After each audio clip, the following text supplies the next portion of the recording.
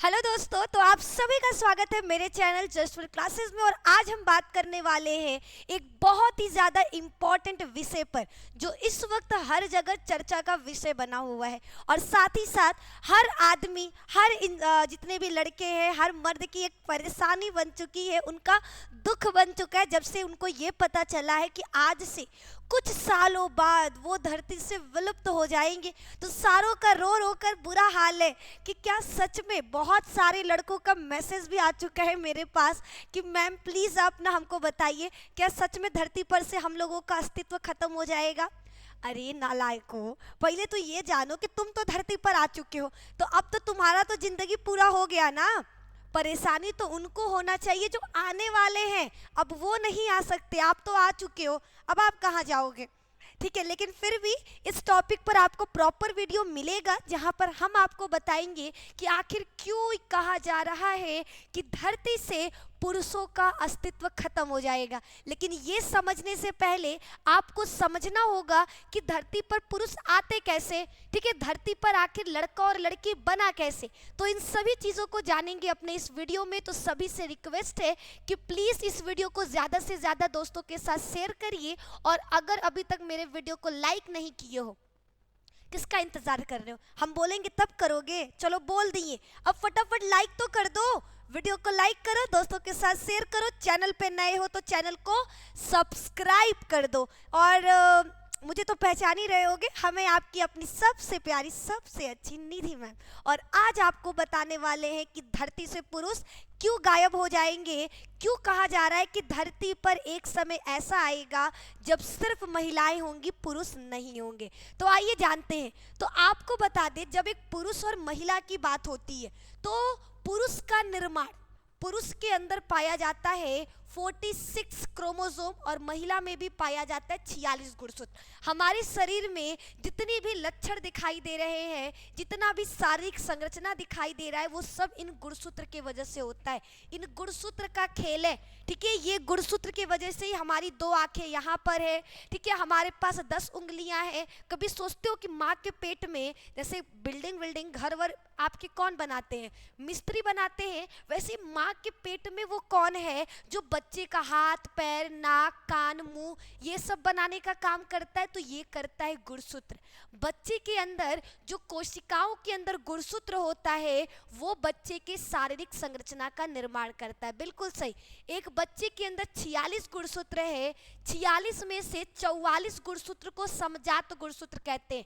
और ये 44 गुणसूत्र लड़का और लड़की दोनों में समान है। इसलिए लड़कियों के भी 2 आंख होते हैं और लड़कों के भी 2 आंख होते हैं। ऐसा नहीं कि हम लड़कियों के 5 आंखें, हम लोग चुड़ैल हैं, ऐसा थोड़े नहीं है। हम भी लड़कों के जैसे ही हैं। सिर्फ अंतर क्या होता है, अंतर होता है जनन तंत्र का, अंतर होता है लिंग का। और वो लिंग निर्धारण होता है बचे हुए 2 गुणसूत्र के द्वारा, जिसे लिंग गुणसूत्र कहते हैं। बाकी ये 44 हमारे में, आप में, सास ससुर ननद भौजाई देवरान जितने लोग हैं सब में ये 44 बिल्कुल सेम टू सेम होता है। सिर्फ ये 2 लिंग गुणसूत्र हम सब में अलग अलग है। लड़कों में ये पाया जाता है XY और लड़कियों में होता है XX। सिर्फ इतना अंतर है। अगर किसी भी बच्चे के अंदर, किसी भी कोशिका के अंदर XX क्रोमोसोम होगा, इसका मतलब वो लड़की की कोशिका है। और अगर किसी की कोशिका के अंदर XY लिंग गुणसूत्र होगा, इसका मतलब वो लड़के का गुणसूत्र है। ठीक है, अब इन दोनों में एक चीज देखो, बच्चे का निर्माण कैसे होता है। माँ बाप अपना आधा गुणसूत्र अपने युग्मक के अंदर डालते हैं। याद रखिएगा, एक बच्चे का निर्माण माँ और बाप के अंदर जो बना हुआ युग्मक है उनके मिलने से होता है। कुछ लोगों को लगता है कि लड़का और लड़की मिलकर बच्चा पैदा करते हैं, जबकि आपको बता दें साइंस में ये गलत है।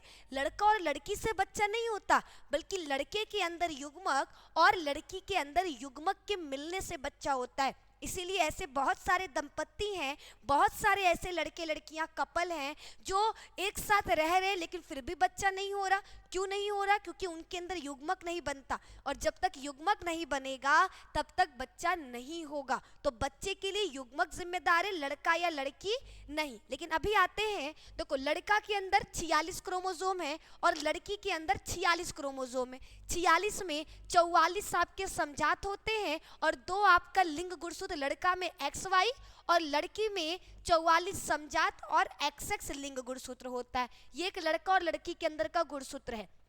जब लड़का युग्मक बनाता है तो वो केवल अपना आधा गुणसूत्र अपने युग्मक में देता है, यानी 44 का आधा 22 और XY में से कोई एक, XY में से कोई एक जाएगा अगर वो X देता है। ठीक है, देखो लड़की के पास क्या है, 44 प्लस XX, यानी वो आधा अपना देगी 22 हो जाएगा, और XX में से कोई सा भी देगी क्या जाएगा, X जाएगा। लड़की के पास ऑप्शन नहीं है, लड़की दोनों में से कोई सा भी X देगी, आएगा क्या बच्चे में, X ही आएगा। लेकिन लड़का अगर X देता है तो 22 plus X plus 22 plus X क्या बनेगा, 44 प्लस XX, यानी लड़की का निर्माण होगा।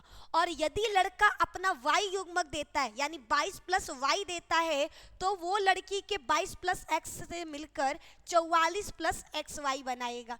यानी बच्चे का निर्माण किसके वजह से, इस Y क्रोमोसोम के वजह से निर्भर करता है कि अगर लड़का अपना Y दिया तो लड़का बनेगा, अगर लड़का अपना X दिया तो लड़की बनेगी, क्योंकि माँ के पास तो कोई ऑप्शन नहीं, वो दोनों में से जो भी देगी आएगा क्या, X आएगा। अंतर किससे पड़ेगा, लड़के से, क्योंकि लड़का बदल सकता है, अगर वो X देता तो लड़की होता और Y देता तो लड़का होता। यानी पूरा खेल इस Y का है, किसका खेल है, Y का खेल है। अब Y की संरचना की बात करते हैं, हम इसको Y क्रोमोसोम क्यों कहते हैं? ऐसा नहीं है, ऐसा बिल्कुल नहीं है कि ये Y की तरह होता है। देखो हमारे जितने भी क्रोमोसोम हैं वो इस आकार के होते हैं, X, ये हल्का हल्का X की तरह लग रहा है ना, हमारे जितने भी क्रोमोसोम होते हैं वो कुछ इस प्रकार के होते हैं। लेकिन लड़के का जो आखिरी क्रोमोसोम है, ठीक है, हमारे शरीर में कुल 46 क्रोमोसोम है, 46 का आकार इसी तरीके से, टोटल इसी तरीके से 46 होता है लड़कियों में।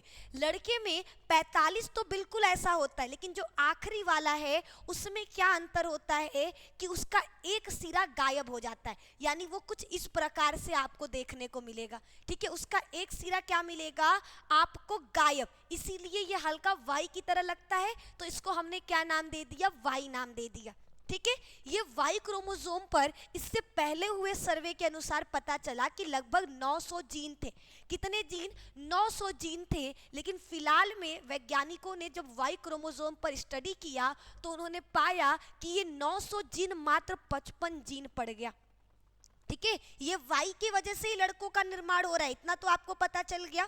ये Y की वजह से ही लड़कों में लड़कों वाले लक्षण, दाढ़ी मूंछ का आना, कंधा का चौड़ा होना, ये जितने भी लड़कों वाले लक्षण है वो किसकी वजह से, इस Y क्रोमोसोम की वजह से आता है। ठीक है, और हमारे लक्षणों के लिए कौन जिम्मेदार होता है, जीन। इस Y पर जितने भी जीन पाए जाते हैं वो केवल लड़कों के अंदर ही पाए जाते हैं। पहले 900 जीन थे, अब 900 से कितना जीन हो चुका है, 55 जीन हो चुका है। यानी वैज्ञानिकों ने कहा कि आज से लगभग 11 मिलियन वर्ष बाद, आज से लगभग 11 मिलियन वर्ष बाद लड़कों के अंदर Y जीन बचेगा ही नहीं, Y क्रोमोसोम बचेगा ही नहीं। क्यों? क्योंकि Y का आकार धीरे धीरे सिकुड़ते जा रहा है। ठीक है, सर्वे में पाया गया कि Y का आकार, लड़कों में जो Y पाया जा रहा है इवोल्यूशन की वजह से वो धीरे धीरे छोटा होते जा रहा है। यानी एक समय ऐसा आएगा जब लड़के के अंदर से Y गायब हो जाएगा, और जब लड़के के अंदर Y क्रोमोसोम नहीं रहेगा तो केवल X बचेगा, और केवल X बचेगा तो लड़की के X के साथ मिलकर क्या पैदा होगा, लड़की पैदा होगी। अभी भी आपको बता दें, एक समय ऐसा हम लोगों का आ गया था कि जब कहा जाता था कि लड़कियों की संख्या बहुत कम है, क्योंकि उस वक्त बच्चा, लड़की पैदा होते ही लड़कियों को मार दिया जाता था। बट भगवान की कृपा से अब हमारा देश इतना प्रगति किया है कि पहले से कम हो चुका है भ्रूण हत्या। अब लड़कियों की मौत का भी हम लोगों को जो केसेस है वो बहुत कम मिलते हैं। लेकिन इसका एक और हमको कह सकते हैं कि हमको परिणाम मिला कि लड़कियों की संख्या तेजी से बढ़ गई। 1000 लड़कों पर 1020 लड़कियां पैदा हो रही। यानी अभी देखा जाए तो लड़के और लड़कियों में जो बर्थ रेट है वो लड़कियों का ज़्यादा है। ठीक है, X और Y में से लड़का ज़्यादातर अपना X क्रोमोसोम ही देता है वाई की संभावना कम हो गई है, क्योंकि वाई क्या हो रहा है, दिन पर दिन छोटा होते जा रहा है, कमजोर होते जा रहा है। तो माना जा रहा है कि एक समय ऐसा आएगा जब वाई पूरी तरीके से विलुप्त हो जाएगा, और जब वाई नहीं रहेगा तो लड़का पैदा नहीं होगा, लड़कों के अंदर लड़कों वाले लक्षण नहीं आएंगे। तो यही चिंता का विषय है जो साइंटिस्ट ने निष्कर्ष निकाला है। लेकिन एक गुड न्यूज दे दें, ऐसा ये पहली बार नहीं हुआ है, ठीक है। इससे पहले भी एक कांटेदार चूहा करके प्रजाति है, उसमें भी देखा गया है, उसमें भी पूरी तरीके से वाई क्रोमोसोम विलुप्त हो गया। अब हुआ कि लग रहा है चूहा में मेल पैदा नहीं होंगे।